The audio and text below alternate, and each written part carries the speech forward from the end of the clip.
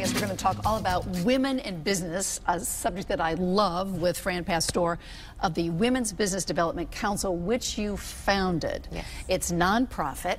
It's now 20 years old. Why did you put this together?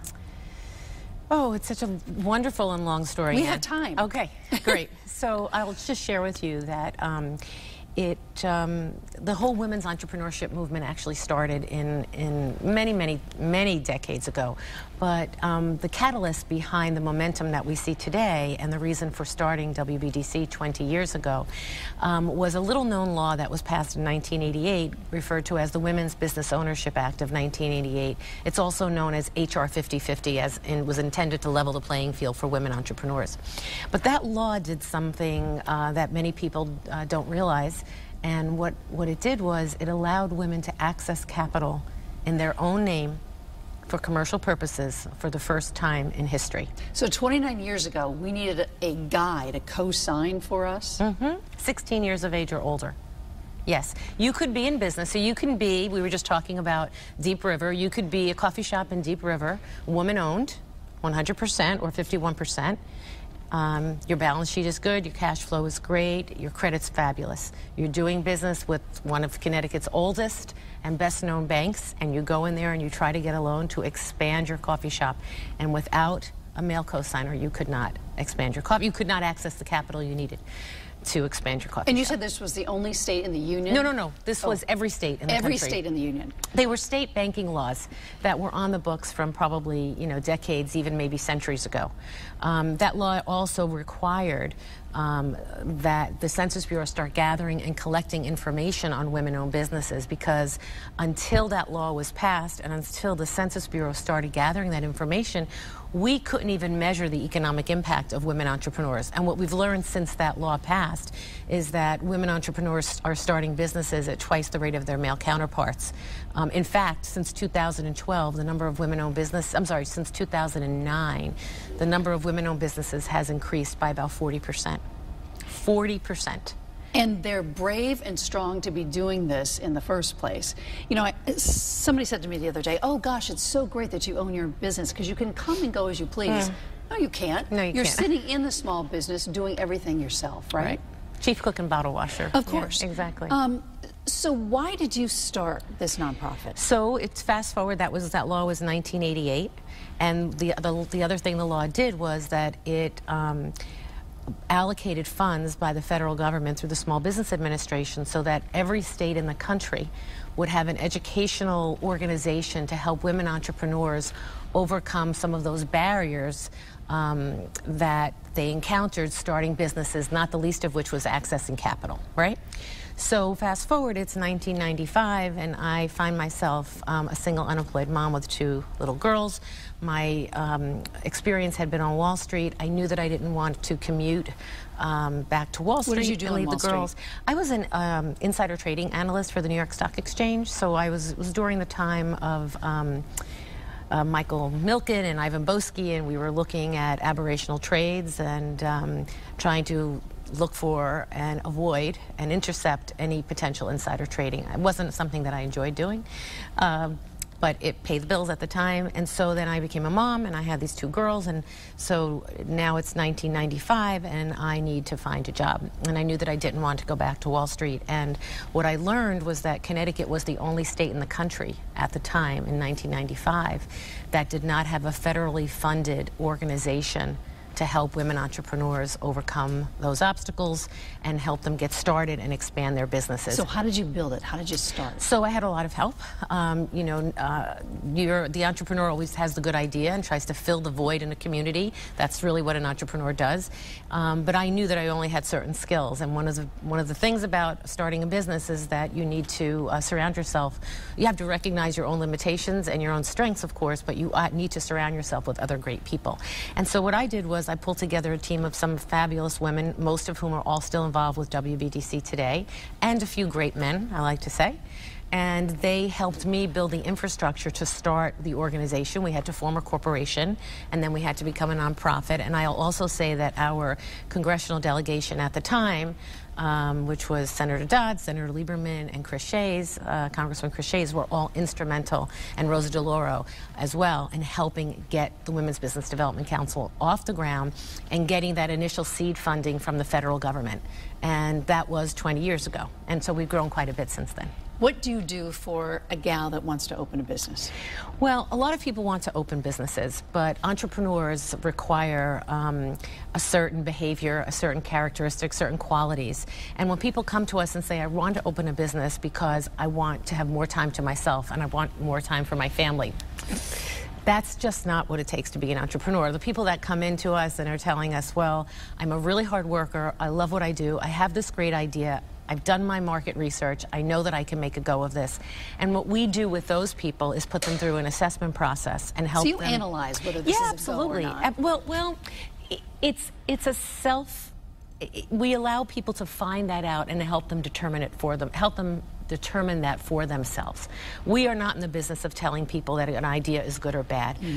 Most of the people that come to us are already in business. They're in the startup phase. They have launched their business. Oftentimes they've jumped in with 2 feet without a plan, without thinking about it, without the proper capital behind them. And so oftentimes our job is to help them right the ship and educate them as to how they could take this from where they are now and create a more viable and sustainable business. About 40% of our clients, 30 to 40% of our clients are in the startup phase. Most entrepreneurs have a great idea but haven't really studied their idea, so we'll help them study their idea. And really the devil is in the details, and it's up to them with our guidance to determine if this is a viable business or not. It sounds good in your head, but does it work on paper? So over 20 years, you've helped thousands of women. When you started this nonprofit, you had an idea of what it might be. Nothing's linear, right? Right. So it's gone all over the place. Absolutely. Tell me the journey it took over these 20 years. So the journey seems like it's never ending, and it's been very exciting, and it's been for me a great career. With a lot of passion, and we've got very passionate people that work at WBDC, and we work with a lot of passionate women, some of the most exciting and interesting women in the state. So, you know, we started out with this $125,000 grant from the Small Business Administration, and the whole intent of the grant is to be seed funding to create a public-private partnership. And so to engage financial institutions and other corporations, as well as your state and your municipalities, in investing in this organization to produce viable businesses that create jobs and create a sustainable base in the community for economic and community development. That's the essence of what we do. And so we have managed to do that over the course of 20 years with a lot of ups and downs in our budget, depending upon how the economy was at any given time. We've seen taken on many different twists and turns. Most recently, unfortunately, we've had to close 3 of our offices because of some funding cuts that the state is experiencing. So right now we have an office in Derby, Connecticut. That's our New Haven regional office, and our headquarters are in Stamford. We've been serving women from all over the state of Connecticut, from every one of the 169 cities and towns in Connecticut. They find us. We have supplemented the physical locations with online learning and webinars and teleclasses so that we can still reach women not only in Connecticut but outside of the state as well. So you're supporting them, a lot of folks. Tell me about some of the success stories. Oh, it's exciting, and so many of them are fresh in my mind because we're honoring 20 of our clients this Friday at our 20th anniversary celebration in Greenwich at the Hyatt. So we're actually awarding 2 women, actually 2 Brazilian immigrants who left their investment banking jobs to become entrepreneurs. They started, it's Zaniac. They started a business, I believe it's 3 or 4 years ago, where they are providing after-school programs in the STEM fields for girls and boys.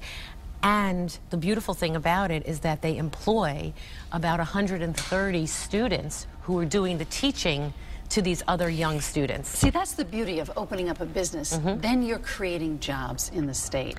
There Absolutely. are thousands of women who are creating jobs in the state. Yep. I wish there was a clearinghouse, a list somewhere of all these businesses that opened up and what they're doing, and that so we could all go to these businesses and know where they are.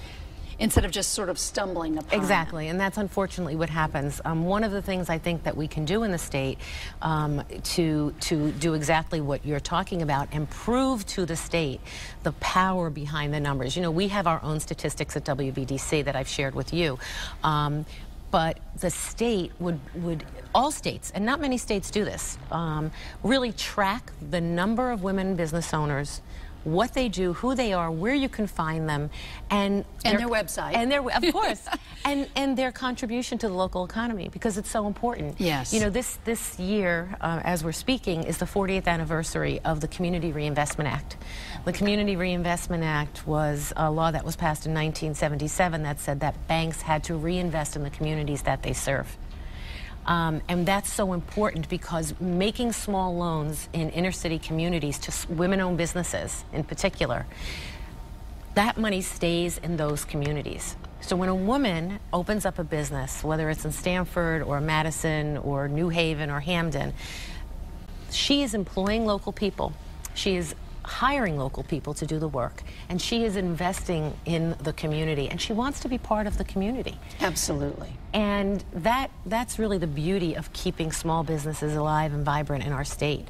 And access to capital is, you know, is still a huge barrier for women, and that's why these banks that are investing in WBDC, large, small, regional, nationwide, that are investing in us to meet that CRA requirement, that Community Reinvestment Act requirement. We're helping them achieve their goals, so it's a beautiful public-private partnership. What have you not done that you want to do in the next 20 years? Where are the holes that you need to fill? Capital is still, you know, capital is money. The issue. It's always about money. It's always about cash flow. I mean, you know, for our own business at WBDC, what I'd like to do is have a sustainable source of revenue and not be so reliant on government funds, either from the state or from the federal government. But what I'd like to do is develop more vertical programming so that we can really meet the needs of industries that we really see growing. So, for example, one of the vertical programs that we've developed because of the move in Connecticut to really focus on agricultural businesses and Connecticut made and Connecticut grown, about 5 years ago we developed a entrepreneurial training program exclusively for the food-based industry. Wow. Apparently the specialty food industry in Connecticut, the majority of the members, I think it's 80% of the members, are female. And one of the issues that we've had in Connecticut for a very long time is that in order to produce your food product, you might hear this from some of the vendors that you have in your shop, the access to a public commercial kitchen is very, very limited. I hear this all the time. All the time. So that's one of my big goals and my big dreams, is always to have WBDC be that kind of place where people could come and act, and in addition to the training that they're getting the real hands-on, okay, I need to make my product, I need a huge commercial kitchen. Right. So in the last couple of years we've seen a little shift there. There are a few commercial kitchens that have cropped up, but it's not enough to handle the volume. So that would be one of my goals, is to create more vertical markets like the food-based market in some of the other industries that we're seeing growing, which are really alternative, I would say alternative healthcare, and a lot of STEM, a lot of women in STEM, a lot of women in technology. It's really exciting. It's an exciting time. So let's say, you brought up commercial kitchens. Let's say I want to open up a bakery and I come to you. Where do I begin? So you'll call the office, one of the offices, depending upon what location you're in, and you will be greeted by someone who will ask you a couple of questions and do a quick assessment over the phone. If we have a food series running at that time, she would probably direct you right into that food series. If we don't have a food series running at that time, she's going to recommend that you come in and speak to one of our business counselors. Based on her intake of you and your needs, she's going to identify the right counselor for you. So you'll come in for a free counseling session. You might choose to work exclusively with that counselor, and again, these services are free. Or you might say, you know what, I don't want to wait 6 months for that program. I'm going to go into the generic small business training program, which we call GPS, which is Guide, Plan, Succeed. And it's a 10-week program that will take you through all of the elements of starting and growing a small business. but it will not be focused on the food industry. And so what we'll do is the counselor that you're working with will probably have a background related to the food industry, and we have a cadre of volunteer counselors from that industry that she will set you up with and introduce you to. So somebody's holding your hand. I would say that's how we pretty much characterize it. Which is terrific. Over the 20 years, what are you most proud of? And how many people do you employ? So as of right now, we have 10 full-time employees, and we have about 5 part-time or contractual workers, and about 150 really wonderful volunteers from all over the state that do anything from coach, counsel, train, mentor, serve as a board member, serve as an advisor to the organization. So I would say the thing that I am most proud of is the community of women that we've built around the state, and the reputation that we have as a provider of services that are of high quality, that are hand-holding. I think of that as a positive. The reality is everybody needs support. I know that I needed it. I know that I had the support of incredible women, and as I said, most of them are still part of WVDC today. And not everybody has that network and that community to go to.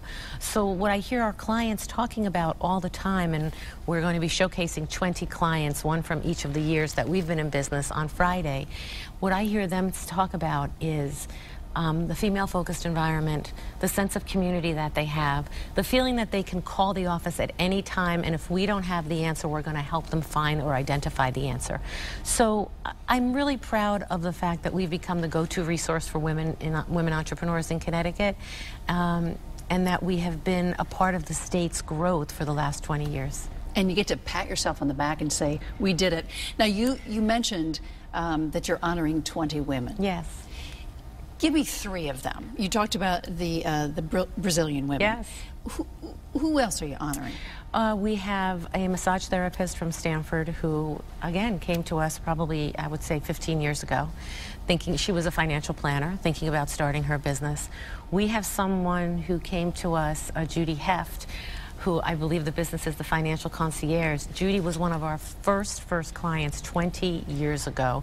She had a thought about providing bookkeeping and accounting services for individuals and small businesses who just didn't have time to take care of their own finances. 20 years later, she just doubled her space. She has several employees, and her business has been supporting her and her family for the last 20 years. That's terrific. Have you spun out any millionaires that you know of that you helped? I'd like to say that, but the truth be told, 90% of women-owned businesses in our country have gross revenues of less than $1 million. 90%. And that's why the access to capital piece is so important. Because without the capital, you cannot bid on corporate or government contracts. You don't have access to markets. And so I'm part of a large national organization, Women Impacting Public Policy, and our goal is to make sure that women have more access to not only capital, but then the access to markets so that they can really leverage and grow their businesses to get a federal contract, for example. So we have a long way to go, it sounds like, still. There's a lot of progress to be made. And just if I can give you just a quick stat. In 1992, when President Clinton left office, when did he leave office? Am I in the right? You're in the right ballpark. I'm in the right ballpark. Okay. When he left office, less than 3% of all government contracts were going to women business owners. Less than 3% of all contracts procured by the largest purchaser of goods and services in the world were going to women. And you know, as President Clinton was walking out the door, he said, you know what, I'd like to see that go to 5%. Let's try to get that to 5%. It wasn't a mandate, it wasn't a rule, it wasn't a law that was passed. So about 5 years ago, I sat on the National Women's Business Council, which is a bipartisan council of 16 women who all serve Congress and the President. And we look at issues and research that impact women entrepreneurs. And our leader at the time said, you know, where do we stand with the government procurement piece? And we looked and we were at like 3.4%. 12 years later. So what we did, and this is the power, and this is what I would say to all of the viewers today, and this is what I'll be talking about on Friday, advocacy really works. And so what we did was we advocated Congress, and we looked at why this was happening. Why still, 12 years later or 20 years later, whatever it is, our women still didn't hit that 5%. And we found this tiny little loophole in another one of those antiquated laws that was preventing a woman from being a qualified bidder on government contracts. And so we, and when I say we, I'm talking about women's organizations around the country with women impacting public policy leading the charge, and I'm proud to say I was a part of that. We wrote legislation, which was passed, to allow women, to avoid that loophole, to give women an out around that loophole. So it's been 4 years since that legislation was passed, and we just exceeded the 6% mark. Well, let's go. Exactly, 6%. I know. 6%. You know, we want to be happy. We have to celebrate little victories, Ann. We have to celebrate little victories. But to your point, there's so much more we can do. Fran, thanks so much for coming on and talking about your wonderful business, ctwbdc.org. Thank you. Go there, get help for your small business. It's there. Thanks again. Thank you.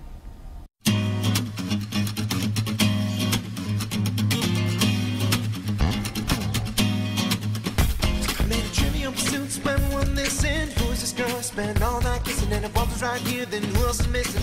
Got a little sidetracked if I'm a wishing to find the keys to the door, but it's also a metaphor. Need to keep locked in the grocery store, but mine just to save time. Skip right ahead to the last ride.